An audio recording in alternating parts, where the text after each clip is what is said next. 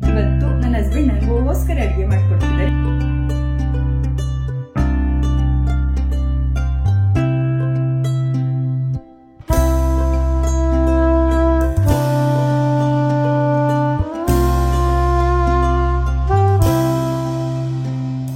Hello friends, welcome back to Aishu vlogs Kannada.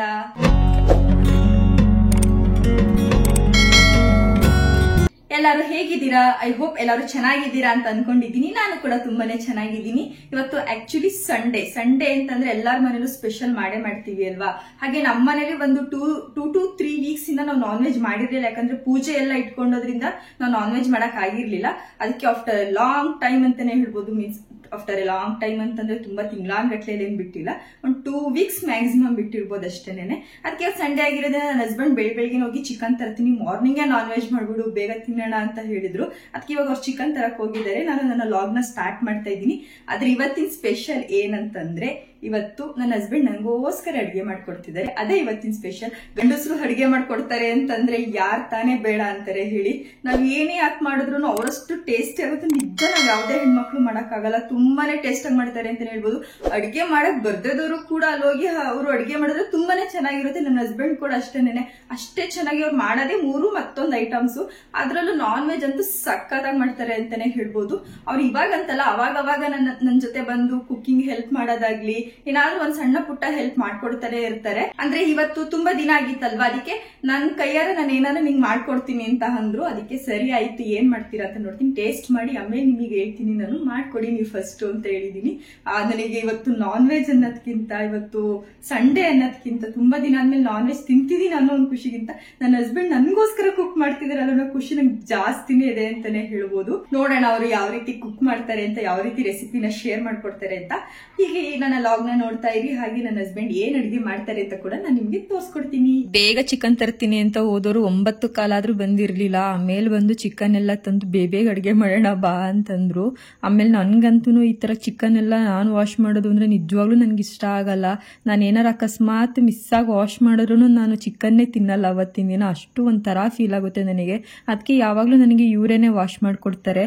ಅಲ್ಲಿ ನಮ್ಮ ಅಮ್ಮನ ಮನೇಲಿ ಇದ್ದಾಗ ಅಮ್ಮ ಇಲ್ಲಾಂದ್ರೆ ಅಪ್ಪ ಇಲ್ಲ ತಮ್ಮ ಯಾರು ವಾಶ್ ಮಾಡ್ತಿದ್ರು. ನನ್ಗಂತೂ ವಾಶ್ ಮಾಡಕ್ ಆಗ್ತಾ ಇರ್ಲಿಲ್ಲ. ನೀಟಾಗಿ ಅರ್ಶಿನ ಎಲ್ಲ ಹಾಕಿ ವಾಶ್ ಮಾಡ್ತಾರೆ ಅಂತಾನೆ ಹೇಳ್ಬೋದು. ನನಗೆ ಚಿಕನ್ ಅಲ್ಲಿ ತುಂಬಾ ಇಷ್ಟ ಆಗೋದು ಅಂತಂದ್ರೆ ಅದ್ರದ್ದು ತಲೆ. ಅದಕ್ಕೆ ನೋಡಿ ನಿಂಗೋಸ್ಕರ 2 ತಲೆ ತಂದಿದ್ದೀನಿ ಅಂತ ಕೂಡ ತೋರಿಸ್ತಾ ಇದ್ರು. ಹಾಗೆ 2 ತರ ಚಿಕನ್ ನ ತರಿಸಿದ್ದು, ಒಂದು ಸಾಂಬಾರ್ಗೆ ಅಂತ ಮೊಟ್ಟೆ ಕೋಳಿ ತರಿಸಿದ್ವಿ, ಹಾಗೆ ಕಬಾಬ್ಗೆ ಅಂತ ಅಂದ್ಬಿಟ್ಟು ಒಂದು ಮಾಂಸದ ಕೋಳಿ ತರಿಸಿದ್ವಿ. ಅದಕ್ಕೆ ಇವಾಗ ಬೇಗ ಮಸಾಲೆ ಮಾಡ್ಕೊಬಿಡೋಣ ಅಂತ ಅಂದ್ಬಿಟ್ಟು ಮಸಾಲೆ ಹಾಕ್ತಿದ್ದಾರೆ. ಅವರು ಇದೇ ಫಸ್ಟ್ ಟೈಮು ಈ ತರ ಕ್ಯಾಮ್ರಾ ಮುಂದೆ ಬಂದಿರೋದ್ರಿಂದ ಮಾತಾಡಕ್ಕೆ ತುಂಬಾ ಹಿಂಜರಿತಾರೆ. ಅದಕ್ಕೆ ನೀನೇ ವಾಯ್ಸ್ ಓವರ್ ಕೊಟ್ಕೊಳ್ಳಮ್ಮ, ನಾನು ಬರೀ ಅಡಿಗೆ ಮಾಡ್ತೀನಿ ಅಷ್ಟೇನೇನೆ ಅಂತಂದ್ರು. ಅದಕ್ಕೆ ಸರಿ ಆಯ್ತು, ನಿಮ್ಗೆ ಹಿಂಗೆ ಈಸಿ ಆಗುತ್ತೆ ಅದೇ ರೀತಿ ಮಾಡಿ ಅಂತ ಹೇಳ್ತಿದೆ. ಫಸ್ಟ್ ಮಸಾಲೆಗೆ ಈರುಳ್ಳಿ ಹಾಗೆ ಬೆಳ್ಳುಳ್ಳಿ, ಶುಂಠಿ ಮತ್ತೆ ಕೊತ್ತಂಬರಿ ಸೊಪ್ಪು, ಸ್ವಲ್ಪ ಅರಿಶಿನ ಸೇರಿಸ್ಕೊಂಡು ಗ್ರೈಂಡ್ ಮಾಡ್ಕೋಬೇಕಾಗುತ್ತೆ. ಇದನ್ನ ಚಿಕನ್ ಜೊತೆ ಸೇರಿಸಿ ವಿಶಲ್ ಹಾಕ್ಸ್ಕೋಬೇಕು. ಯಾಕಂದ್ರೆ ನಾವು ಮಾಡ್ತಿರೋದು ಮೊಟ್ಟೆ ಕೋಳಿ ಅಲ್ವಾ, ಅದು ಈ ಮಸಾಲೆನೆ ತುಂಬಾ ಚೆನ್ನಾಗಿ ಬೆಂದ್ರೇನೆ ನೆಕ್ಸ್ಟ್ ಖಾರ ಎಲ್ಲ ಹಾಕ್ದಾಗ ತುಂಬಾ ಚೆನ್ನಾಗಿ ಟೇಸ್ಟ್ ಕೊಡುತ್ತೆ ಅಂತಾನೆ ಹೇಳ್ಬೋದು. ಒಗ್ಗರಣೆಗೆ ಅಂತ ಅಂದ್ಬಿಟ್ಟು ಸ್ವಲ್ಪ ಆಯಿಲ್ ನ ಯೂಸ್ ಮಾಡ್ತಿದ್ದಾರೆ. ಹಾಗೆ ನಿಮ್ಗೆ ಆಲ್ರೆಡಿ ನಾನೆಲ್ಲ ಹೇಳಿದೀನಿ, ನಾನು ಕೊಕೊನೆಟ್ ಆಯಿಲ್ ನ ಯೂಸ್ ಮಾಡೋದು ಅಂತ. ನಾವು ಚಿಕನ್ಗೂ ಕೂಡ ಕೊಕೊನೆಟ್ ಆಯಿಲ್ ಯೂಸ್ ಮಾಡೋದು. ಏನು ಟೇಸ್ಟ್ ಅಂತೂ ಏನು ಡಿಫ್ರೆನ್ಸ್ ಆಗಲ್ಲ, ತುಂಬಾನೇ ಚೆನ್ನಾಗಿರುತ್ತೆ. ಸ್ವಲ್ಪ ಕೊಕೊನೆಟ್ ಆಯಿಲ್ ನ ಹಾಕೊಂಡು ಅದಕ್ಕೆ ಫಸ್ಟ್ ಚಿಕನ್ ಹಾಕೋಬೇಕಂತೆ. ಅದನ್ನ ಅವರೇ ಹೇಳಿದ್ದು ನನಗೆ. ನಾನು ಫಸ್ಟ್ ಮಸಾಲೆ ಹಾಕೊಳ್ತಿದ್ದೆ, ಆದ್ರೆ ಇವಾಗ ಅವ್ರು ಹೇಳಿದ್ರು ಫಸ್ಟ್ ಚಿಕನ್ ಹಾಕೊಂಡು ನೀಟಾಗಿ ಒಂದ್ 2 ನಿಮಿಷ ಇದನ್ನ ಈ ತರ ಎಣ್ಣೆಲಿ ಫ್ರೈ ಮಾಡಬೇಕು, ಆಮೇಲೆ ನಾವು ಮಸಾಲೆನ ಹಾಕೋಬೇಕು, ಅವಾಗ ಟೇಸ್ಟ್ ಬೇರೆ ತರ ಇರುತ್ತೆ ಅಂತ ಹೇಳಿದ್ರು. ಸರಿ ಮಾಡಿ ನೀವು ಫಸ್ಟ್, ಆಮೇಲೆ ನೋಡ್ತೀನಿ ನನ್ನ ಟೇಸ್ಟ್ ಹೇಗಿರುತ್ತೆ ನಾನು ಹೇಳ್ತೀನಿ ಅಂತ ಅಂದೆ. ಒಂದ್ 2 ನಿಮಿಷ ಆ ತರ ಚಿಕನ್ ನ ಹುರ್ಕೊಬಿಟ್ಟು ಈಗ ರುಬ್ಕೊಂಡಿರುವಂತ ಮಸಾಲೆನ ಹಾಕಿ ಎಷ್ಟು ಬೇಕಷ್ಟು ಅದಕ್ಕೆ ರುಚಿಗೆ ತಕ್ಕಷ್ಟು ಉಪ್ಪನ್ನ ಹಾಕೊಂಡು ಒಂದು 3 ವಿಷಲ್ 4 ವಿಷಲ್ ಆದ್ರೆ ಸಾಕು. ಮೊಟ್ಟೆ ಕೋಳಿ ತುಂಬಾ ಚೆನ್ನಾಗಿ ಬೇಯುತ್ತೆ ಅಂತಾನೆ ಹೇಳ್ಬೋದು. ಮ್ಯಾಕ್ಸಿಮಮ್ ಅಂದ್ರೆ ನಾವು ಈ ತರ ದೊಡ್ಡ ಕುಕ್ಕರ್ ಅಲ್ಲಿ ಮಾಡ್ತಿರೋದ್ರಿಂದ ಒಂದು 3-4 ವಿಷಲ್ ಹಾಕ್ಸ್ಕೊತೀವಿ. ಸ್ವಲ್ಪ ನೀರ್ ಹಾಕೊಂಡು ಬೇಯಿಸ್ಕೋಬೇಕು ಅಷ್ಟೇನೆ. ಇವಾಗ್ಲೇ ನಾವು ಉಪ್ಪನ್ನ ಹಾಕಿ ಬೇಯಿಸೋದ್ರಿಂದ ಅದು ಮಾಂಸಕ್ಕೆ ಚೆನ್ನಾಗಿ ಉಪ್ಪೆಲ್ಲ ಹಿಡಿದಿರುತ್ತೆ. ಆಮೇಲೆ ಖಾರ ಹಾಕಿದ್ರೆ ಅದ್ರ ತಕ್ಕನಾಗಿ ಕರೆಕ್ಟ್ ಆಗುತ್ತೆ. ನಮ್ಮ ಮನೆಯವರಂತೂ ಫುಲ್ಲು ನಾಚ್ಕೊಂಡು ಅಡಿಗೆ ಮಾಡ್ತಾ ಇದ್ರು. ನಂಗೊಂಥರ ಖುಷಿ ಆಗ್ತಾ ಇತ್ತು ಅವ್ರು ಅದನ್ನೆಲ್ಲ ಮಾಡ್ತಾ ಇದ್ರೆ. ಸ್ಟ್ಯಾಂಡ್ ಅಲ್ಲಿ ಇಟ್ಟು ವಿಡಿಯೋ ಮಾಡಕ್ ಏನ್ ಪ್ರಾಬ್ಲಮ್ ಗೊತ್ತಾ, ಸ್ಟ್ಯಾಂಡ್ ನ ಹೈಟ್ ಮಾಡಿದ್ರೆ ನಾನ್ ಕಾಣಿಸಲ್ಲ, ಸ್ಟ್ಯಾಂಡ್ ನ ಡೌನ್ ಮಾಡಿದ್ರೆ ನಮ್ಮ ಯಜಮಾನ್ರು ಕಾಣಿಸಲ್ಲ. ಅದಕ್ಕೆ ಕೈಲೇ ಇಟ್ಕೊಂಡು ವಿಡಿಯೋ ಮಾಡ್ಬೇಕಾಗಿರೋಂತ ಸಂದರ್ಭ ಇವಾಗ ನಮಗ್ ಬಂದೈತೆ. ಅದು ಒಂದು 3-4 ವಿಷಲ್ ಆಗೋಷ್ಟರಲ್ಲಿ ನಾನು ಕಬಾಬ್ಗೆ ರೆಡಿ ಮಾಡಿ ಇಟ್ಕೊಬಿಡೋಣ ಅಂತ ಅಂದ್ಬಿಟ್ಟು ಮಾಡ್ಕೊಳ್ತಿದ್ದೆ. ಅದು ನೀಟಾಗಿ ಸೋರ್ಲಿ ಅಂತ ಹೇಳ್ಬಿಟ್ಟು ಒಂದು ಸೋರೋ ಪಾತ್ರೆಗೆ ಚಿಕನ್ ನ ಹಾಕಿ ಇಟ್ಕೊಂಡಿದ್ದೆ. ನಮ್ಮ ಅತ್ತೆ ಮಾವಂಗೆ ಜಾಸ್ತಿ ಕಬಾಬ್ ಇಷ್ಟ ಆಗುತ್ತೆ ಅಂತ ಅಂದ್ಬಿಟ್ಟು ನಾವು ಇಷ್ಟು ಚಿಕನ್ ತಗೊಂಡಿದೀವಿ. ಇಲ್ಲಿ 1 kg ಅಷ್ಟು ಚಿಕನ್ ಇದೆ. ಅದಕ್ಕೆ ಒಂದು 2 ದೊಡ್ಡ ಟೇಬಲ್ ಸ್ಪೂನ್ ಅಷ್ಟು ಶುಂಠಿ ಬೆಳ್ಳುಳ್ಳಿ ಪೇಸ್ಟ್ ನ ಹಾಕೊಳ್ತಿದ್ದೀನಿ. ಹಾಗೆ ಒಂದು 3 ಸ್ಪೂನ್ ಅಷ್ಟು ಕಾರ್ನ್ಫ್ಲೋರ್ ನ ಹಾಕೊಳ್ತಿದ್ದೀನಿ. ಕಾರ್ನ್ಫ್ಲೋರ್ ಅಂದ್ರೆ ನಿಮ್ಗೆಲ್ಲ ಗೊತ್ತಲ್ವಾ, ಜೋಳದ ಹಿಟ್ಟು, ಅದನ್ನ ಹಾಕೊಳ್ತಿದ್ದೀನಿ. ಹಾಗೆ ನಮ್ಗೆ ಎಷ್ಟು ಖಾರ ಬೇಕೋ ಅಷ್ಟು ಚಿಲ್ಲಿ ಪೌಡರ್ ನ ಹಾಕೊಳ್ತಿದ್ದೀನಿ. ಸ್ವಲ್ಪ ಮಸಾಲೆ ಬೇಕು ಅಂತ ಅನ್ಸ್ತು, ಅದಕ್ಕೇನೆ 1 spoon garam masala, 1 spoon chicken masala ಹಾಕೊಂಡು ರುಚಿಗೆ ತಕ್ಕಷ್ಟು ಉಪ್ಪು ಹಾಕೊಳ್ತಿದ್ದೀನಿ. 10 ರೂಪೀಸ್ದು 2 ಚಿಕನ್ ಕಬಾಬ್ ಪೌಡರ್ ನ ಹಾಕೊಂಡು ಅದ್ರ ಜೊತೆಗೆ 2 ಮೊಟ್ಟೆನ ಹೊಡ್ಕೊಂಡು ನೀಟಾಗಿ ಅದನ್ನ ಮಿಕ್ಸ್ ಮಾಡ್ಕೊಳ್ತಿದ್ದೀನಿ. ಈ ತರ ನಾವು ಚಿಕನ್ ಹಾಕಕ್ ಮುಂಚೆನೆ ಈ ತರ ಪೇಸ್ಟ್ ನ ನೀಟಾಗಿ ಮಿಕ್ಸ್ ಮಾಡ್ಕೊಬಿಟ್ರೆ ನಾವು ಚಿಕನ್ ಹಾಕಿದಾಗ ಅದ್ರ ಜೊತೆಗೆ ನೀಟಾಗಿ ಮ್ಯಾರಿನೇಟ್ ಆಗುತ್ತೆ ಅಂತಾನೆ ಹೇಳ್ಬೋದು. ಎಲ್ಲಾದ್ರೂ ಗಂಟು ಉಳಿಯೋದು ಆತರ ಎಲ್ಲ ಆಗಲ್ಲ. ಫಸ್ಟ್ ಅದಕ್ಕೆ ಈ ತರ ಒಂದು ಪೇಸ್ಟ್ ನ ರೆಡಿ ಮಾಡ್ಕೊಬಿಡ್ಬೇಕು ನಾವು. ಈ ತರ ಪೇಸ್ಟ್ ಆದ್ಮೇಲೆ ಅದಕ್ಕೆ ಚಿಕನ್ ಹಾಕಿ ಚೆನ್ನಾಗಿ ಮಿಕ್ಸ್ ಮಾಡ್ಕೋಬೇಕು. ಲಾಸ್ಟಿಗೆ ಸ್ವಲ್ಪ ಉಪ್ಪು ಖಾರ ಏನಾದ್ರು ಕಮ್ಮಿ ಇದೆಯಾ ನೋಡ್ಕೊಂಡು ಹಾಕೋಬಹುದು ಅಷ್ಟೇನೆ. ಈ ತರ ಮಿಕ್ಸ್ ಮಾಡ್ಕೊಂಡು ಅದನ್ನ ಮ್ಯಾರಿನೇಟ್ ಆಗಕ್ಕೆ ನಾನು ಎತ್ತಿಟ್ಟೆ.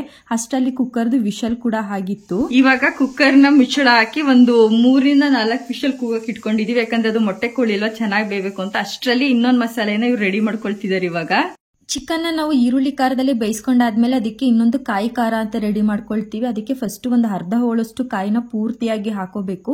ಅದಕ್ಕೆ ಒಂದು 3 ಸ್ಪೂನ್ ಆಗೋಷ್ಟು ಕಡ್ಲೆನ ಹಾಕೊಳ್ತಿದ್ದಾರೆ. ನೆಕ್ಸ್ಟ್ 1-2 ಇಂಚಷ್ಟು ಚಕ್ಕೆ, 3 ಲವಂಗ, ಹಾಗೆ ಗಸಗಸೆ ಹಾಕೊಂಡ್ರೆ ಚೆನ್ನಾಗಿರುತ್ತೆ ಅಂತ ಹೇಳಿದ್ರು. ಅದಕ್ಕೆ ಅವರು ಅದನ್ನ ಹಾಕೊಳ್ತಿದ್ದಾರೆ. ಗಸಗಸೆ ಹಾಕೊಂಡು ಅದನ್ನ ನೀಟಾಗಿ ರುಬ್ಕೋಬೇಕು. ನನ್ನ ರುಬ್ಕೊಡು ಅಂತ ಕೇಳಿದ್ರು, ಹೋಗ್ಲಿ ಪಾಪ ಅಂತ ನಾನು ರುಬ್ಕೊಡ್ತಿದ್ದೆ. ಹಾಗೆ ನಾನಾಗಿದ್ರೆ ಸ್ವಲ್ಪ ಧನಿಯಾ ಪೌಡರ್ ಮತ್ತೆ ಚಿಲ್ಲಿ ಪೌಡರ್ನ ಅದ್ರ ಜೊತೆಗೆ ಹಾಕಿ ಖಾರನ ಆಡ್ಸ್ಕೊಬಿಡ್ತಿದ್ದೆ. ಅವ್ರಂದ್ರು ಆತರ ಹಾಕಿ ಆಡ್ಸೋದ್ರಿಂದ ಟೇಸ್ಟ್ ಕಮ್ಮಿ ಆಗುತ್ತೆ, ಅದನ್ನ ನೀರಲ್ಲಿ ಮಿಕ್ಸ್ ಮಾಡ್ಕೊಂಡು ಖಾರನ ಉಯ್ಬೇಕು, ಹಾಗಾದ್ರೆ ಇನ್ನೂ ಟೇಸ್ಟ್ ಚೆನ್ನಾಗಿರುತ್ತೆ ಅಂತ ಹೇಳಿ ನಮ್ಗೆ ಎಷ್ಟು ಬೇಕೋ ಅಷ್ಟು ಧನಿಯಾ ಪೌಡರ್, ಹಾಗೆ ಖಾರಕ್ಕೆ ಎಷ್ಟು ಬೇಕೋ ಅಷ್ಟು ಚಿಲ್ಲಿ ಪೌಡರ್ ನ ಹಾಕಿ ನೀರಲ್ಲಿ ಚೆನ್ನಾಗಿ ಮಿಕ್ಸ್ ಮಾಡ್ಕೊಳ್ತಿದ್ದಾರೆ. ಕೆಲವೊಂದು ಹೆಣ್ಮಕ್ಳಿಗೆ ಗೊತ್ತಿಲ್ಲದೆ ಇರೋದು ಗಂಡಸರು ತಿಳ್ಕೊಂಡಿರ್ತಾರೆ ಅನ್ನೋದಕ್ಕೆ ಇದೇ ಸಾಕ್ಷಿ ಅಲ್ವಾ. ನನಗೆ ನಿಜವಾಗ್ಲೂ ಈ ತರ ಗೊತ್ತಿರ್ಲಿಲ್ಲ. ಅದನ್ನ ಇವ್ರು ಇದೇ ಫಸ್ಟ್ ಟೈಮ್ ನಾನು ಈ ತರ ಮಾಡೋದ್ ನೋಡ್ತಾ ಇರೋದು. ಈ ತರ ನೀಟಾಗಿ ಗಂಟಿಲ್ದಂಗೆ ಮಿಕ್ಸ್ ಮಾಡ್ಕೊಂಡು ಕಾಯಿ ಖಾರ ಹಾಕೋಕು ಮುಂಚೆನೆ ಅದಕ್ಕೆ ಹಾಕೊಂಡು 1 ಕುದಿ ಕುದಿಸ್ಕೊಂಡ್ರೆ ಅದಕ್ಕೆ ಖಾರ ಕೂಡ ನೀಟಾಗಿ ಹಿಡ್ದಿರುತ್ತೆ. ಆಮೇಲೆ ನಾವು ಕಾಯಿ ಖಾರನ ಹಾಕೋಬೇಕು ಅಂತ ಹೇಳಿದ್ರು. ನಿಜವಾಗ್ಲೂ ಈ ಟ್ರಿಕ್ ನನಗೆ ಗೊತ್ತಿರ್ಲಿಲ್ಲ, ಇವಾಗ್ಲೇ ಗೊತ್ತಾಗಿದ್ದು. ಸರಿ ಬಿಡಿ, ಇನ್ ಮುಂದೆ ನಾನು ಇದೇ ರೀತಿ ಮಾಡ್ತೀನಿ ಅಂತ ಅವ್ರಿಗೆ ಹೇಳ್ತಾ ಇದ್ದೆ. ಅವರು ನನ್ಗೋಸ್ಕರ ಕುಕ್ ಮಾಡ್ತಿದ್ದಾರೆ ಅನ್ನೋ ಖುಷಿಗಿಂತ ಅವರು ನನ್ನ ಜೊತೆ ಈ ತರ ಲಾಗ್ ಅಲ್ಲಿ ಈ ತರ ಅಡ್ಗೆ ಮಾಡಿ ತೋರಿಸ್ತಿದ್ದಾರೆ ಅನ್ನೋದೇ ನಂಗೊಂಥರ ಖುಷಿ ಆಗ್ತಿದೆ. ಕ್ಯಾಮ್ರಾ ಇರ್ಲಿಲ್ಲ ಅಂತಂದಿದ್ರೆ ಇನ್ನೂ ಚೆನ್ನಾಗಿ ನಗ್ನಾಗ್ತಾ ಖುಷಿಯಾಗಿ ಮಾಡ್ತಾ ಇದ್ರು. ಕ್ಯಾಮ್ರಾ ಇದ್ದಿದ್ಕೆ ಯಾರು ಏನಾರು ಅನ್ಕೋಬಿಡ್ತಾರೇನೋ ಅಂತಂದ್ಬಿಟ್ಟು ಇಷ್ಟು ಡಿಸೆಂಟ್ ಆಗಿ ಸೀರಿಯಸ್ ಆಗಿ ಅಡಿಗೆ ಮಾಡ್ತಿದ್ದಾರೆ. ನಾನು ಅವ್ರಿಗೆ ಅದನ್ನೇ ರೇಗಿಸ್ತಾ ಇದ್ದೆ. ನೀವೇನಾದ್ರೂ ಕ್ಯಾಮ್ರಾ ಇಲ್ಲ ಅಂತಂದ್ರೆ ನಿಜವಾಗ್ಲೂ ಈ ತರ ಅಡಿಗೆ ಮಾಡ್ತಿದ್ರೆ ಎಷ್ಟು ಎಂಜಾಯ್ ಮಾಡ್ಕೊಂಡ್ ಮಾಡ್ತಿದ್ರಲ್ವ, ಅದೇ ರೀತಿ ಮಾಡ್ಬೋದಲ್ವಾ ಅಂತ. ಸುಮ್ನಿರಮ್ಮ, ನಿಂಗೆ ಅದೆಲ್ಲ ಗೊತ್ತಾಗಲ್ಲ, ನನಗೆ ಕ್ಯಾಮ್ರಾ ಮುಂದೆ ಡೈರೆಕ್ಟ್ ಆಗಿ ಮಾತಾಡಕ್ ಬರಲ್ಲ, ನೀನ್ ಅದಕ್ಕೆ ವಾಯ್ಸ್ ಓವರ್ ಕೊಟ್ಕೊಂಡು ನಾನು ಇದೇ ರೀತಿ ಅಡಿಗೆ ಮಾಡ್ತೀನಿ ಬೇಕಾದ್ರೆ ಅಂತ ಇದ್ರು.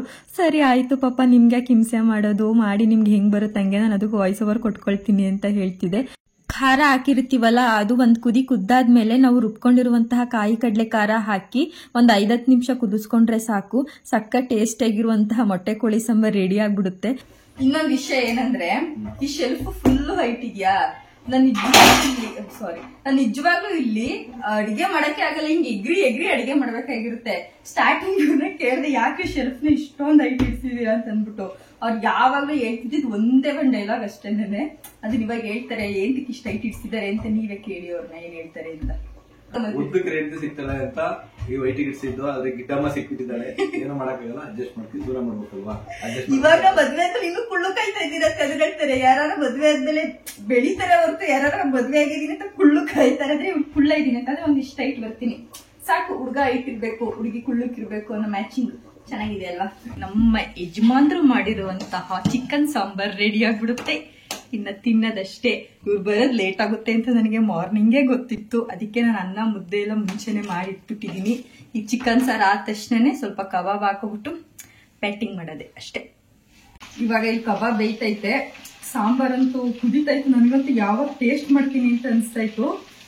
ಯಾವಾಗ್ಲೂ ನಾನು ಸಣ್ಣ ಪುಟ್ಟ ಹೆಲ್ಪ್ ಮಾಡ್ತಾ ಇದ್ದೆ ಇವರಿಗೆ. ಇವಾಗ ಈ ಸಲ ಮಾತ್ರ ಕಂಪ್ಲೀಟ್ ಆಗಿ ಇವರೇ ಫುಲ್ ಮಾಡಿದ್ದಾರೆ. ಇವಾಗ ಹೆಂಗಿದೆ ಅಂತ ನೋಡ್ಬೇಕು.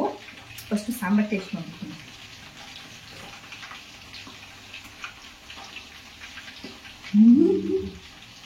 ನಿಜವಾಗ್ಲೂ ಚೆನ್ನಾಗಿದೆ ಸಾಂಬಾರ್. ಟೇಸ್ಟ್ ಮಾತ್ರ ಸಕ್ಕದಾಗೈತೆ ಅಂತ. ಸಕ್ಕದಾಗಿದೆ ಮಾತ್ರ ಸಾಂಬಾರ್ ಟೇಸ್ಟ್ ಮಾತ್ರ.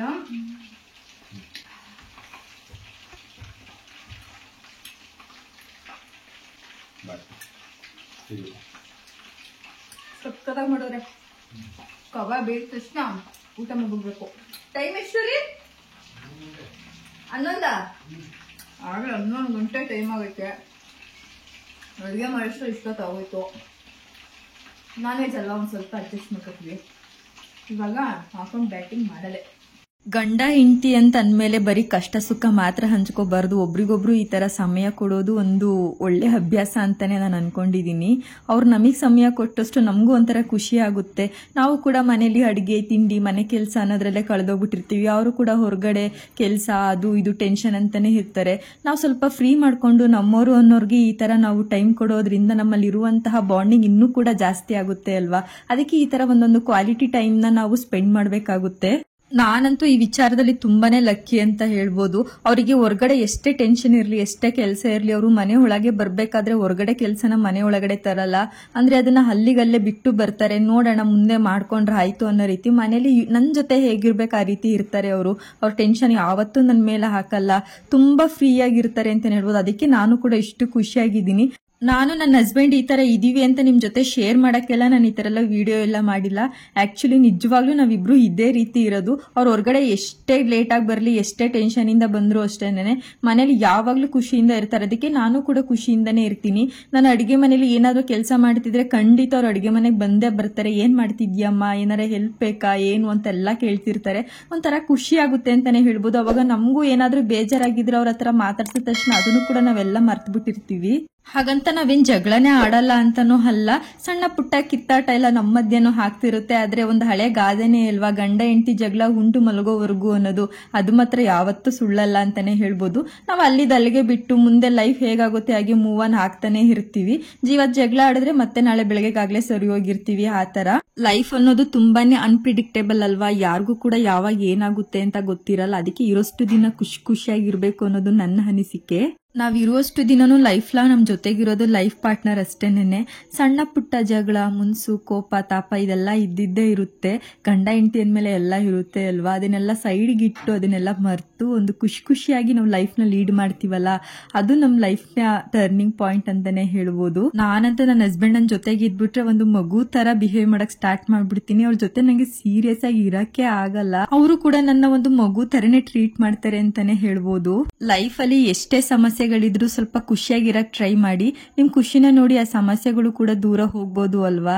ಹಾಗೆ ಅಡ್ಗೆ ಕೆಲಸ ಎಲ್ಲ ಮುಗೀತು. ಕೊನೆಗೆ ಊಟ ಮಾಡ್ಕೊಳ್ಳೋಣ ಅಂತಂದ್ಬಿಟ್ಟು ಮುದ್ದೆ ಅನ್ನ ಎಲ್ಲ ನಾನು ಮುಂಚೆನೆ ಮಾಡಿಟ್ಟಿರೋದ್ರಿಂದ ಸಾಂಬಾರ್ ಆದ ತಕ್ಷಣ ಊಟನ ಮಾಡ್ಕೊಂಡ್ವಿ. ನಮ್ಮ ಮನೇಲಿ ಇವ್ರು ಅಡಿಗೆ ಮಾಡ್ತಾರೆ ಅಂತಂದ್ರೆ ಇಷ್ಟು ಪಾತ್ರೆ ಎಲ್ಲ ಅಂತೂ ತೊಳೆಯಕ್ಕಿದ್ದೇ ಇರುತ್ತೆ. ಅವರು ಕೂಡ ಊಟ ಮುಗಿಸ್ಕೊಂಡು ಸರಿ ಕೆಲ್ಸಕ್ಕೆ ಹೋಗ್ತೀನಿ ಅಂತ ಹೊರಟ್ರು. ನಾನು ಕಿಚನ್ ಎಲ್ಲ ಕ್ಲೀನ್ ಮಾಡ್ಕೊಂಡು ಪಾತ್ರೆ ವಾಶ್ ಮಾಡ್ಕೊಬಿಡೋಣ ಅಂತಂದ್ಬಿಟ್ಟು ಎಲ್ಲಾನು ವಾಶ್ ಮಾಡ್ಕೊಳ್ತಿದ್ದೆ.